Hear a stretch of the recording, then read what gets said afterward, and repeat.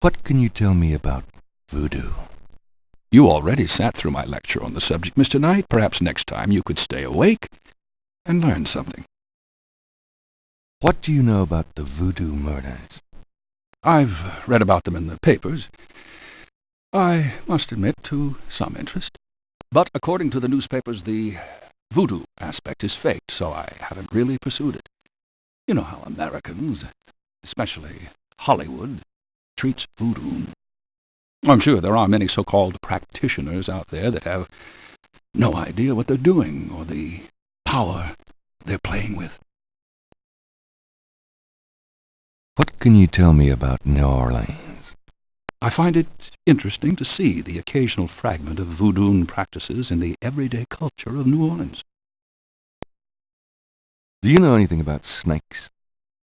I'm not a zoologist, Mr. Knight, but I know all I care to about reptiles. What can you tell me about St. John's Eve? It's June 23rd, the feast day of St. John the Baptist. But June 23rd has been a sacred day since the earliest times. Ancient sun worshippers used to roll a flaming wheel down a hill to celebrate the sun's descent on that day. A burning wheel? Huh. Do you have any idea what Cabri sans Coeur means? Cabri sans Coeur? Yes, I do. It's a Haitian term, I believe. It's French, and literally translates as goat without horns. As in a female goat? No, as in a human sacrifice.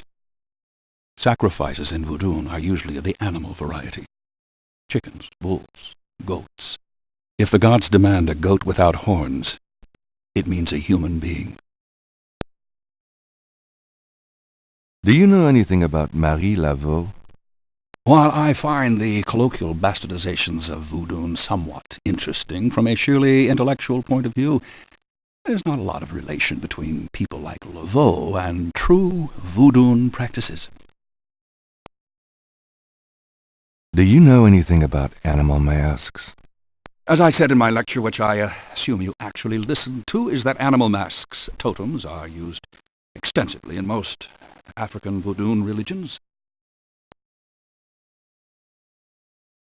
Tell me about bébés. If you'd taken notes during my lecture, you wouldn't have to ask.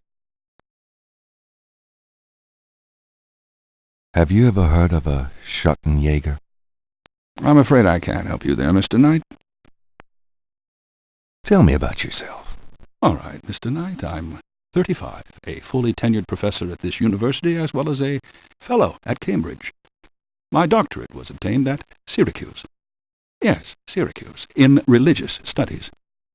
I'm an agnostic, but I find human belief systems fascinating. I specialize in African religions because I grew up there. My father was a Protestant missionary. And I am heterosexual, when I practice sex at all, which isn't very often. Any other questions? No. Fine. Tell me more about human sacrifice.